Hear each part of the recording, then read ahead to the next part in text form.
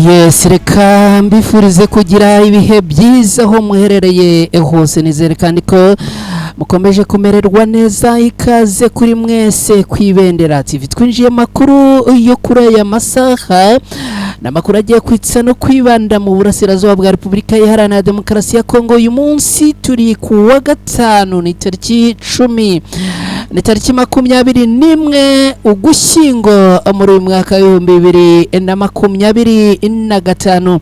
aho muherereye hose reka mbahe ikaze, nizere ko mumeze neza, nizere kandi ko muguwe neza.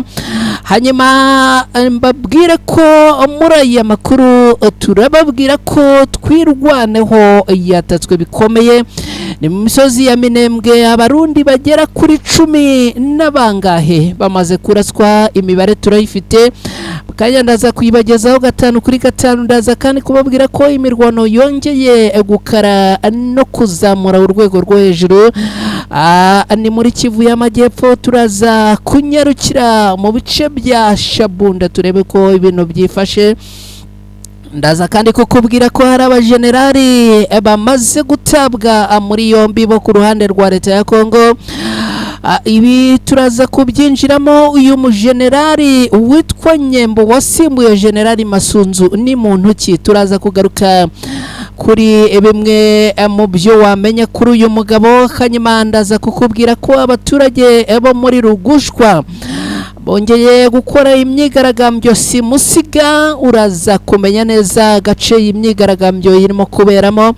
Uraza kandi no kumenya byinshi cyane bijyanye n'imyigaragambyo. Hanyuma turaza no kwerekeza muri Masisi. Civile umubare wabo batari bakeya bishwe mu gitero cyagabwe n'abarwanyi ba Wazalendo ahitwa Ikarembe. Imibare ndaza kuyikugezaho kuko nayo ndayifite. Amakuru ni menshi cyane hano, ntago ndi butakaze umwanya cyane, ariko ndakubwira ko aya makuru araza kwibanda hanini ku ma operation ajyanye n'imirwano ku rugamba. Ndakubwira yuko drone zongeye kubaka samutwe twirwano, ikaba yongeye kugabwaho ibitero biremereye cyane. Ibi byose uraza kubisobanukirwa hano ni kwibendera TV. Nitwa Mukada. Reka nkubwire rero ko niba amaze kugera hano uraza kunkorera like hasa ngaho ubundi mbibone. Niba uri mushya wowe biraza kugusaba kunkorera subscribe ubundi tuzamukane gatanu kuri gatanu muri aya makuru.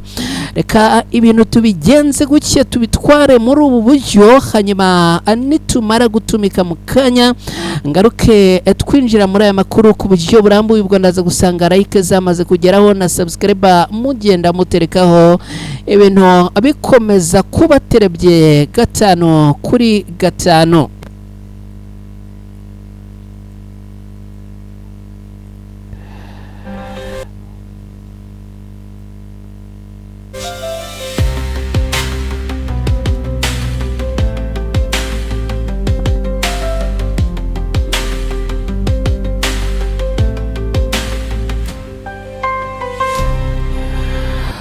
Yes, ibitekerezo byanyu mukomeze kugenda mubidusangiza, turaza kugenda tubinyuzamo amaso mu kanya gatoya. Nimero ya WhatsApp nakamenyetso ko guteranya 250 ubwo amuraza kugenda muduha ibitekerezo byanyu. Hanyuma abantu baherereye mu Rwanda mwese mbahaye yambu kuri channel yanyu Ibendera TV. Abaherereye muri Repubulika Iharanira Demokarasi ya Kongo, abari mu Bugande, mu Burundi, Kenya, Tanzania, Zambia, Sudani, Malawi na Mozambique, namwe mbahaye ikaze. Abari muri Leta Zunze Ubumwe za Amerika nago mwerutse kudutera yambu, ariko turabizi neza ko mamudukurikiye kuri channel yanyu. Abantu rero baherereye muri Norvege, abari muri Australia, abari mu Bubiligi, mu Buholandi, mu Bufaransa n'ahandi, namwe tubahaye ikaze. Twinjiye kandi ubwo ngubwo twihuse muri aya makuru ku buryo burambuye. Nizere ko turi kumwe. Twirwaneho rero mu gitondo cyo kuri uyu munsi yatatswe bikomeye, ikaba ari mu misozi ya Minembwe. Abarundi bagera kuri 18 butuvugana bamaze kuhasiga ubuzima. ni imirwano ikomeye cyane. Amakuru akavuga yuko hazanwe drone ziturutse mu gihugu cy'u Burundi zikongera gutwika ku bwinshi muri bice byo muri Minembwe. Ubu tuvugana abaturage benshi biravugwa yuko ngo barimo guhunga abandi benshi ubwoba ni bwose. Amakuru aravuga yuko rero mu gitondo cyo kuri uyu munsi ubwo ibi bitero byongeraga kuramukira ahangaha, abarwanyi batwirwanaho ngo bongeye guhangana n'ibi bitero ku buryo bukomeye cyane. Ndakubwira yuko ahangaha ngo ibifaru byongeye gukoreshwa mu guhangana n'izi drone zirahanurwa ku bwinshi. Amakuru aravuga yuko drone zigera kuri 3 zose ubu ngo zimaze guhanurwa. Amakuru kandi akavuga yuko abarwanyi batwirwaneho ngo bongeye no gukoresha amabombe mu rwego rwo kugira guterwa guhangana n'ibi bitero. N'imirwano yongeye kuramukira ahangaha kandi ikaba ari imirwano imaze kugwamo abatari bakeya. Kugeza ubu amakuru aravuga ko abarundi yari bamaze kuhatakariza ubuzima bakaba bamaze kuraswa. Amakuru aravuga kandi ko ku ruhande rwa twirwanaho abagera kuri 3 bamaze gukomerekera muri iyi mirwano yongeye kugabwa muri ibi bice. Amakuru kandi agera ku Ibendera TV akavuga yuko ngo hari n'abagera kuri 13 ku ruhande rwa leta ya Kongo FARDC barashwe, hanyuma abagera kuri 12 bagakomerekera muri mirwano yongeye kuramukira muri Kivu y'Amajyepfo. Ibintu rero bikaba byongeye gukomera ku munsi w'ejo bundi. Ababwiye ko ahangaha hari hongeye kwirirwa drone muri iki kirere cya Minembwe zirimo kuneka no gutata aho bagomba kugaba ibitero mu gitondo cy'uyu munsi. Rero imirwano ikaba yongeye kuramukira ahangaha, akaba ari imirwano rero yongeye guteza ubwoba, intugunda n'impagarara n'akaduruvayo abaturage batuye ahangaha muri ibice bya Minembwe. Reka noneho twerekeze muri teritwari ya Mwenga. Mbabwire yuko mu gitondo cyo kuri uyu munsi imirwano ikaze hagati ya Alliance Fleuve Congo mama 23 na Wazalendo yongeye kubura ahangaha muri Mwenga muri Kivu y'Amajyepfo. Aha imirwano ikaze yongeye kubura muri iki gitondo aho abarwanyi ba Wazalendo bafatanya na FARDC n'ingabo z'u Burundi bongeye guhangana bikomeye n'abarwanyi b'intara za Sarambwe. Ubu ngubu tuvugana intara za Sarambwe zirimo kwesa imihigo no gushyira imirongo y'imbere ku rugamba, kubera yuko amakuru aravuga yuko imirwano yongeye kubera ahangaha muri Mwenga. Abatari bakeya bo ku ruhande rwa leta ya Kongo bamaze kuraswa. Ubu tuvugana abarwanyi b'intara za Sarambwe bakomeje guhangana n'ibitero by'abarwanyi bo ku ruhande rwa leta ya Kongo. Ariko kandi nakubwira yuko imirwano n'ubundi ikomeje kongera gufata intera yo ku rwego rwo hejuru. Ni inyuma yuko mu minsi y'ejo bundi mu bice bya Irega muri grupama ya Ruhago abantu batari bakeya abari bamaze guhunga kubera ko hari habaye imirwano ikomeye. Kugeza ubu rero ndakubwira yuko muri Mwenga barwanyi b'intare za Sarambwe barimo kohereza urufaya rw'amasasu. Biravuga yuko abarwanyi bo ku ruhande rw'u Burundi batangiye kuyabangira ingata. Abarwanyi b'intare za Sarambwe bakaba bashaka kwigarurira Shabunda yose, ubundi ahangaha bakashyira ibirindiro bikomeye. Kugeza ubu ngubu rero mu kanya ku isaha y'isa 5:45 urugamba rwari rumeze nabi cyane. Bikavugwa yuko ahangaha ngo harasiwe abarundi bagera kuri 5. Abarwanyi bo ku ruhande rwa leta ya Kongo nabo abagera kuri 3 ngo bahatakarije ubuzima. Ibi rero ngo byaje gutuma abarwanyi bo ku ruhande rw'u Burundi bakimbiza amaguru bayabangira ingata batangira kwiruka kibonona mamaguru. basubira inyuma. Biravugwa ko imirwano irimo kubera ahangaha kandi ngo yongeye kuramukiramo n'abarwanyi b'abacancuro, ariko kugeza ubu ngo ubwoba bwamaze kubataha, ngo barimo kugenda bakoresha ibijyanye no gusigara inyuma, ubundi ngo ababona urugamba rukomeye bakirukanka, babona ibintu byoroheje bakabona kwigira imbere. Ibintu rero byatangiye kubacanga aba bagabo. Reka dukomeze n'aya makuru mbabwire ko ubu twerekeje keke muri 3e zone de defense y'igisirikare cya leta ya Congo FARDC.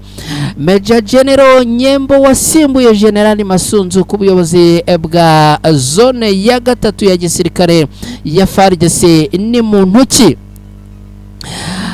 Leta ya Repubulika Iharanira Demokarasi ya Kongo yamaze kwemeza Major General Nyembo Abdara nk'umuyobozi mushya wa 3e zone de defense igisirikare cya leta ya Kongo FARDC. Uyu akaba aje asimbura Lieutenant General Pacifique Masunzu uherutse gutabwa muri yombi. Ubu ngubu tuvugana rero uyu Major General Nyembo Abdara wamaze guhabwa izi nshingano yamaze no kwinjira mu kazi, ariko ubundi uyu muntu ni muntu ki? Uyu mujenerali rero amakuru aravuga ko ngo yarasanzwe ari umwe mu bayobozi bakuru ba FARDC, akaba yarashyikirijwe izi nshingano mu buryo bwihuse kubera ko turaziye mu zone de defense ifite uruhare rukomeye mu guhangana n'imitwe yitwaje intwaro ikorera muri Kivu y'Amajyepfo no muri Kivu y'Amajyaruguru, muri Maniema na Ituri. Uyu rero ngo ni ndwanyi kabuhariwe kubera yuko ngo yagiye arwana intambara zikomeye cyane. Ikindi kandi ngo no mwizerwa bikomeye kandi bihoraho wa Kisekedi. Impamvu rero uyu mugabo ngo yagiriwe icyizere ahangaha nuko ngo abagiye bagirirwa icyizere cyo kuyobora turaziye mu zone de defense ya FARDC ngo bose byaje kugenda bigaragara ko ari abantu bahuzagurika, ari abantu ngo batarabizerwa, bamwe na bamwe bagakeka ko ngo ari maneko z'abarwanyi b'intare za Sarambwe. Uyu mugabo rero wamaze kugirirwa icyizere witwa Major General Nyembo Abdara ngo ni umwizerwa w'akadasohoka wa Perezida Tshisekedi, ndetse amakuru akaba avuga yuko ngo bashobora kuba bafitanye umubano wihariye cyane kandi ukomeye. Ibintu ngo bishobora no kuba ari byo byaratumye uyu mugabo aramutswa izi nshingano ahangaha muri 3e zone de defense ya FARDC. Andi makuru kandi yaturuka indani za ndani aravuga yuko uyu mugabo ngo yaba atajya imbizi n'uwahoze ari perezida wa leta ya Repubulika Iharanira Demokarasi ya Kongo ariwe Bwana Kabila. Kuba rero uyu mugabo ngo nawo ahuriye na Bwana Kabila ngo nabyo biri mu byatumye ahabwa inshingano zo kuyobora yituraziye mu zone de defense ya gisirikare ku ruhande rwa leta ya Kongo FARDC. Izi zone zifatwa nk'ingenzi cyane kuko ngo ni zone ihora mu mirwano ikomeye mu burasirazuba bwa Repubulika Iharanira Demokarasi ya Kongo, kandi ngo ikaba ariyo ishinzwe imirimo yo kugenzura no kugarura umutekano muri Kivu y'Epfo, muri Kivu y'Amajyaruguru no muri Maniema ndetse na Ituri. Reka nkubwire zimwe mu nshingano cyangwa amagambo yabwiwe na Tshisekedi ubwo uyu mugabo yahabwaga izi nshingano. Tshisekedi ngo yaramubwiye ngo ndakwizeye kandi ndagutumye, uzatumike kandi uzagarukane intsinzi. Ndashaka kuza kugusura unyereka ko wamaze kwirukana intare za Sarambwe muri ibi bice byo mu burasirazuba bwa Kongo. N'amagambo uyu mugabo yabwiwe akomeye ubwo yahabwaga ubu butumwa. reka twerekeze rero ku myigaragambyo ikomeye cyane mu gitondo cyo kuri uyu munsi. Abaturage barugushwa bari mu myigaragambyo ikomeye cyane, bakaba barimo kwamagana Wazalendo, barasaba ko bakurwa mu gace kabo. Baravuga yuko ngo izi Wazalendo batazishaka, magambo yabo bagize bati ntituzishaka niziva ahangaha. Ariko mbere yo gukomeza ni inkuru, abantu turi kumwe ni munyemerere munkorere like hasi aho ngaho, ibitekerezo byanyu munyandikire, mumbwire muti turi kumwe cyangwa muti turabakurikiye cyane. Muri santere ya Rugushwa, imwe mu duce dukomeye dukorerwamo ubucuruzi muri teritwari ya Mwenga muri Kivu y'Amajyepfo, habaye imyigaragambyo ikaze kandi ikomeye. Akaba ari imyigaragambyo yatangiye ku munsi w'ejo. Uyu munsi rero imyigaragambyo ikaba yongeye gukomeza n'ubundi. Abaturage ibihumbi basohotse mu nzu zabo bajya mu mihanda, bari kwamagana abarwanyi ba Wazalendo, basaba ko bakurwa burundu muri aka gace. Bakavuga ko kamaze kurohwa mu bikorwa byo guhutazwa n'ihohoterwa rikomeye cyane. Bakavuga rero ko izi Wazalendo ngo abatazishaka muri aka gace. Amakuru agera ku Ibendera TV aravuga ko iyi myigaragambyo yaturutse ku rupfu rw'umuyobozi wibanze, bivugwa ko yishwe n'abarwanyi ba Wazalendo bamukubise inkoni nyinshi cyane. Iyi nkuru twarayibabwiye mu minsi yishize. Kugeza ubu rero bikaba bivugwa yuko abaturage bamaze kwisuka mu mihanda bamagana izi Wazalendo, dore ko ngo zikomeje gukora ubugome n'akarengane gakabije. Abaturage rero bakagira bati ntituzishaka nizive ahangaha. Rugushwa ni imwe mu masantere yafatiye runini ubucuruzi muri Mwenga no muri Kivu y'Amajyepfo, ikaba imaze igihe ivugwamo umutekano muke n'ibikorwa abyihohoterwa n'iyicarubozo bikomeye kandi bikomeje kwiyongera. Abaturage barasaba ko ubuyobozi bw'intara ya leta ya Kinshasa bagira icyo bakora kuri iki kibazo, maze izi Wazalendo zikirukanwa muri ibi bice. Kugeza ubuyobozi bw'intara ntiburagira icyo butangaza ku mugaragaro ku rupfu rw'uyu muyobozi cyangwa se kuri iyi myigaragambyo ndetse n'ibijyanye n'ubusabe bw'abaturage. Gusa imyigaragambyo irakomeje kuzamura urwego rwayo. Reka twerekeze muri teritwari ya Masisi, tayari ni muri Kivu y'Amajyaruguru. Unkorere like, unkorere na subscribe, ubundi nanjye amakuru nyakugezeho 5 kuri 5. Muri teritwari ya Masisi abasivile bagera kuri 2 bishwe ni mu gitero cyagabwe n'abarwanyi ba Wazalendo ahitwa Ikarembe mu gitondo cyo kuri uyu munsi. Abantu bagera kuri 2 bishwe, undi umwe arakomereka bikomeye mu gitero cyagabwe n'abarwanyi ba Wazalendo ni mu ijoro ryarayerekera kuri uyu munsi mu gace ka Karonge kari mu gace ka gasantere ka Karembe ni muri teritwari ya Masisi mu ntara Kivu y'Amajyaruguru muri Repubulika Iharanira Demokarasi ya Kongo. Amakuru yaturutse mu baturage ari true story, aravuga ko ngo amazu menshi yatwitswe kandi ibikoresho by'agaciro ngo bikangirizwa ndetse n'ibiribwa ngo byangijwe. Amakuru rero akavuga ko ngo ari igitero cyagabwe hagana ku isaha y'isa 2 z'ijoro, kikaba rero ngo cyagabwe n'abarwanyi ba Wazalendo, kikaba rero ngo cyaje kwicirwamo abagera kuri 2. Bakaba rero ibi ngo bikomeje guhangayikisha abantu agera kuri 2 bose bapfuye ngo barabasivile.